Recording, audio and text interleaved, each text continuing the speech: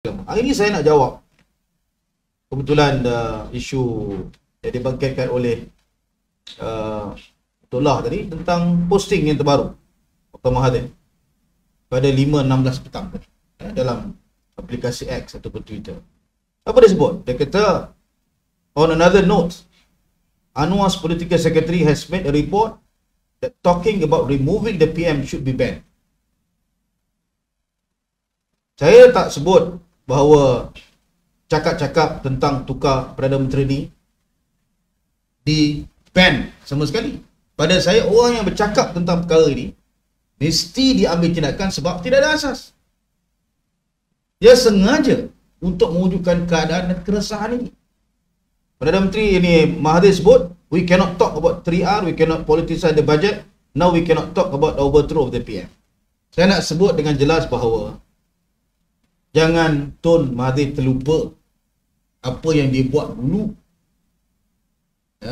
tahun 1998. Lagi parah lagi daripada apa yang berlaku sekarang ini. Sebenarnya yang Datuk Allah sebut, kita nakkan sekarang ni ketegasan. Sekarang ini dalam keadaan kita tidak ada lagi undang-undang Akta Keselamatan Dalam Negeri, kita tak ada lagi undang-undang yang tahan tanpa bicara, tetapi kita ada undang-undang yang boleh kita manfaatkan untuk memastikan agar mereka-mereka yang ingin melakukan kejahatan ini untuk meresah, menimbulkan keadaan yang resah kepada rakyat ini, iaitu saya sebutkan tadi undang-undang yang disebut sebagai Section 124B, C dan I. Saya sebut sini, saya baca Ini undang-undang yang menarik. Apa dia kata? Pindaan ni pindaan tahun 2012. Maknanya kanun kesesaan tu dipindah, masukkan undang ini. Apa dia kata? Activity detrimental to parliamentary democracy. Sebarang aktiviti yang menggugat demokrasi berparlimen. Apa dia kata? Sesiapa yang secara langsung ataupun tidak langsung melakukan kegiatan atau aktiviti yang menggugat demokrasi berparlimen hendaklah dihukum dengan suatu hukuman penjara sehingga 20 tahun. 124C, sesiapa yang cuba membuat persediaan untuk melakukan aktiviti yang menggugat demokrasi berparlimen atau membuat persiapan untuk lakukan perkara itu, dia cuba untuk buat dan dia juga buat persiapan, ini boleh dikenakan penjara sehingga 15 tahun. Apa satu lagi? 124I. Sesiapa yang menggunakan mulut dia atau tulis di dalam surat khabar, jurnal-jurnal, buku, risalah, printing, risalah-risalah yang dicetak, termasuk elektronik. Ni yang duk keluar media malam, termasuk kita malam ni menyebarkan laporan palsu ataupun kenyataan palsu yang boleh mewujudkan keresahan rakyat. Dia tak tahu pun. Dia tunjuk SD tu, saya pun heran. SD MP kita pun ada.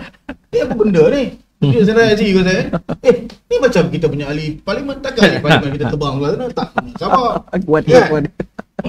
Boleh dipenjara sehingga 5 tahun. Jadi saya yakin, sementara Datuk Allah amat prihatin tentang ketegasan, insya-Allah kita letakkan kepercayaan kepada pasukan polis berdasarkan undang-undang sedia ada.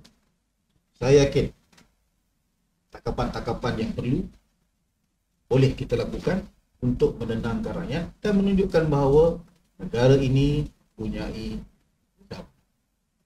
Dan ingatlah bahawa dalam berukun negara, di situ terdapat satu pendirian yang cukup tegas, keluhuran perlembagaan dan kedaulatan. Jadi saya percaya kali ini, pembincangan ini, wacana ini, pada malam ini saya telah uraikan kenapa dan mengapa negara kita tidak boleh lagi berdepan dengan keadaan ketidaktentuan.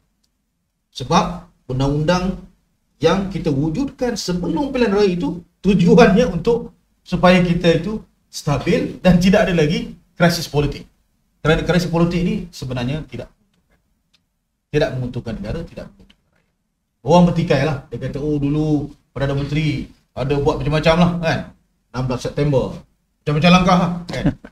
Tapi waktu itu, tidak ada undang-undang yang mengurus lompat dan beralih sokongan. Tidak ada. Mana ada undang-undang? Akhirnya, ketika kita melakukan perundingan memorandum persefahaman, kita letakkan itu sebagai satu elemen certainty dalam negara kita. Dan kita tahu Perdana Menteri pun, Datuk Seri Anwar menjadi Perdana Menteri pun bukan maksudnya keadilan itu parti majoriti, tidak. Kita hanya ada 30 orang saja di Parlimen. Tetapi kita melakukan perundingan, melakukan permuafakatan. Wujudnya gabungan Malaysia Madani. Perpaduan mula-mula, kita ingat nama kerajaan perpaduan. Sekarang ni rasminya kerajaan Malaysia Madani. Dengan pelbagai kumpulan bergabung. Dengan pelbagai kepentingan itu diurus. Dan kita telah rancak berjalan atas satu track yang baik. Tiba-tiba ada pula puaka-puaka ni yang kacau. Jadi saya fikir sudah sampai masanya, saya setuju dengan Datuk Nah, kita mesti ambil tindakan yang tegas untuk kepentingan negara dan rakyat. Saya menjunjung kasih Yang Pertuan Agong apabila proses menghadap sebelum daripada mesyuarat kabinet oleh Perdana Menteri, Yang Pertuan Agong telah pun memberikan perkenan untuk Perdana Menteri mengeluarkan satu pernyataan yang tegas, yang jelas bahawa kerajaan ini tidak ada lagi sebarang pertukaran dan sebagainya.